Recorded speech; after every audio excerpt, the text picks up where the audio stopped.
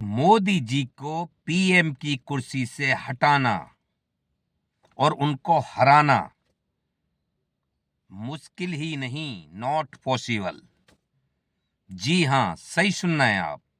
अमित शाह जी भाजपा में अमित शाह जैसी गृह मंत्री हैं, दामोदर दास मोदी नरेंद्र मोदी जैसे पीएम हैं, तो भाजपा को जीतने से कोई नहीं रोक सकता। तो दोस्तों, इसी विषय में बात करते हैं, ना हारने का कारण क्या है। तो आप देख रहे हैं प्रेम इंडिया रिपोर्ट्स। बात करते हैं, जैसे कभी केजरीवाल ने अपने भाषण में दिल्ली में ये कहा था कि मोदी जी हमें इस जन्म में तो नहीं हरा सकते। सबने सुना था कि मोदी जी हमें इस जन्म में नहीं हरा सकते, दूसरा जन्म लेना पड़ेगा। लेकिन मोदी जी ने इसी जन्म में हरा दिया। क्यों हरा दिया? केजरीवाल जी ने सिर्फ जनता के बलबूते पे बोला था।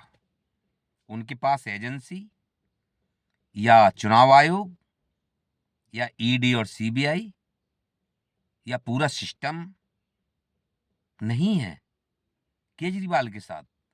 केजरीवाल ने एक अपनी ईमानदारी के काम के ऊपर, जो जनता के लिए काम करे हैं, उस काम को लेके उन्होंने जनता पे भरोसा किया। तो इसलिए केजरीवाल को ये लगा कि मैंने जितने सारे काम करे हैं, भाजपा की कहीं भी सरकार है, उसने ये काम कहीं नहीं कर रखे जो मैंने दिल्ली वासियों के लिए काम करे हैं। तो मुझे विश्वास है, इसलिए उन्होंने बोला था कि मुझे इस जन्म में तो नहीं हरा सकते, क्योंकि उन्हें जनता पे विश्वास था, अपने कामों पे विश्वास था। इसलिए उन्होंने बोला कि मुझे इस जन्म में तो मोदी जी नहीं हरा सकते, दूसरा जन्म लेना पड़ेगा। तो उनके पास पावर तो थी नहीं, जनता पे विश्वास था। सीबीआई, ईडी, ईवीएम, चुनाव आयोग, ये केजरीवाल की सपोर्ट में नहीं थे। जनता का तो ऐसी है कि आज इधर पलट गई तो कल उधर पलट जाएगी। जो कि 1100 रुपए लिए जनता ने, उधर को पलट गई। तो जनता का क्या भरोसा है? ईवीएम पूरा सिस्टम होना चाहिए कि जनता वोट दे या ना दे, पूरा सिस्टम आपके साथ होना चाहिए। तो अब चलते हैं, जैसे कि मोदी साहब के साथ में पूरा सिस्टम है। आप पार्टी हराना चाहती है, पीएम की कुर्सी से हटाना चाहती है, कांग्रेस भी, सपा भी, अपना मायावती से लेके और बहन जी से लेके, यानी सभी इंडिया गठबंधन, चारों तरफ से इंडिया गठबंधन मिलके भाजपा को, मोदी साहब को प्रधानमंत्री की कुर्सी से हटाना चाहते हैं, लेकिन नहीं हटा पा रहे। क्यों नहीं हटा पा रहे? क्योंकि मोदी साहब के साथ में पूरा सिस्टम है, पूरी पावर है, सत्ता में बैठे हैं, पूरा सिस्टम है। ईवीएम उनकी, चुनाव आयोग भी उनका ही, ईडी और सीबीआई एजेंसी, सब पूरा सिस्टम उनका। तो जैसे हमने पीछे वीडियो में कहा था, मोदी साहब को, भाजपाइयों को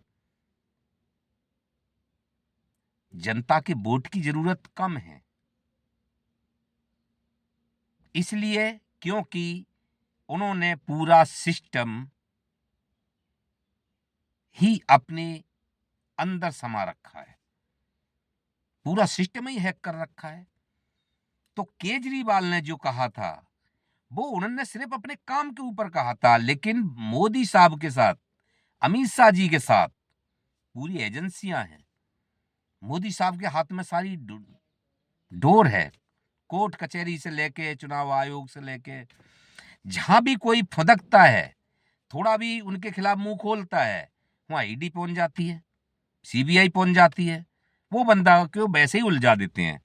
जैसे कि लोकसभा चुनाव से पहले आप पार्टी को उलझाया था, आप पार्टी को पूरे पूरे साल उलझा के रखा, और उसके बाद क्या इन्हें बहाना मिला कि केजरीवाल ने दिल्ली में काम नहीं किया, और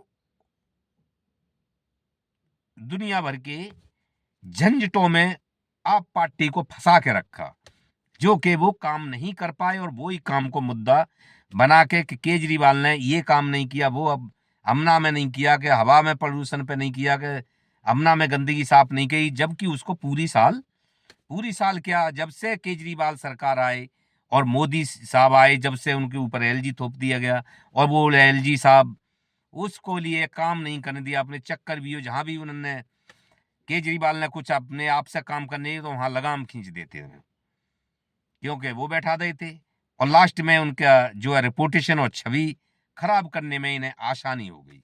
तो दोस्तों, जो मोदी जी को हराने चाहते हैं, उनको पहले तो ये खूब सोच समझ लेना चाहिए कि मोदी जी को हराने के लिए पूरा बल यूज करना पड़ेगा, क्योंकि उनके पास पूरा सिस्टम है, और ऐसा ही नहीं है सिस्टम ऐसे ही नहीं आ जाता है किसी के पास, खर्च करना पड़ता है उनके लिए। तो मोदी साहब ने, अमित शाह जी ने एजेंसी से लेके हर किसी के पेट भर रखे हैं, सबके पेट भरे हुए हैं, इसलिए वो मोदी के खिलाफ कोई आवाज उठाने के लिए या मोदी का कहना मानने के लिए, उन्हें मोदी के अंडर काम करने के लिए एक मजबूरी है, हाँ जी करनी है, क्योंकि उनके पेट भरे हैं उन्होंने। अब पेट भरने का मतलब आप समझो। तो दोस्तों, ये है मोदी जी को हराने के लिए पूरा एकजुट जनता से लेके और विपक्ष से लेके, सबसे पहले ईवीएम का बहिष्कार होना चाहिए, चुनाव आयोग पे एक्शन होना चाहिए। जो चुनाव आयोग एक तरफा काम करता है,